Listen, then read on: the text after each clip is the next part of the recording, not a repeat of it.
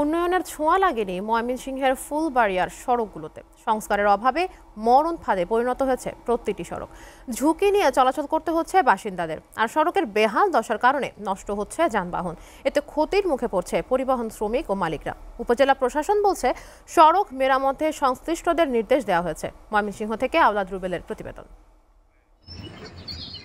বেহাল এই দৃশ্য ময়মনসিংহের ফুলবাড়িয়ার প্রধান সড়ক থেকে শুরু করে বিভিন্ন ইউনিয়নের সড়কগুলোর ছোট বড় অসংখ্য গর্তের সৃষ্টি হয়ে সড়কগুলো চলাচলের অযোগ্য হয়ে পড়েছে। শুষ্ক মৌসুমে ধুলোবালি আর বর্ষাকালে কাদা পানি মারিয়ে চলতে হয় পথচারীদের। বেশি ভোগান্তিতে পড়তে হয় স্কুল কলেজের শিক্ষার্থী ও রোগীদের। একদিকে ভাঙা সড়ক, অন্যদিকে সরু রাস্তার কারণে প্রায়ই ঘটছে দুর্ঘটনা। গাড়ি চলাচলে অনেক সমস্যা, বা গাড়ি জ্যাম হয়, এই রাস্তার মোড়টার মধ্যে গাড়ি আটকে যায়। তারপর রাস্তাটা বড় হলে ভালো হইতো। অটো মোটো উল্টা যায়, ভ্যান ট্রেন উল্টা যায়, অনেক রিক্সাওয়ালা পায় ব্যথা পায়। এই রাস্তার কারণে অনেক হাসপাতালের দিকে রুগী যেতে পারে না। গরমের সময় তো প্রচুর ধুলা ওঠে, বাচ্চারা স্কুলে আসতে খুব কষ্ট হয়। ভাঙা সড়কে চলতে গিয়ে প্রায় নষ্ট হচ্ছে যানবাহনের যন্ত্রাংশ।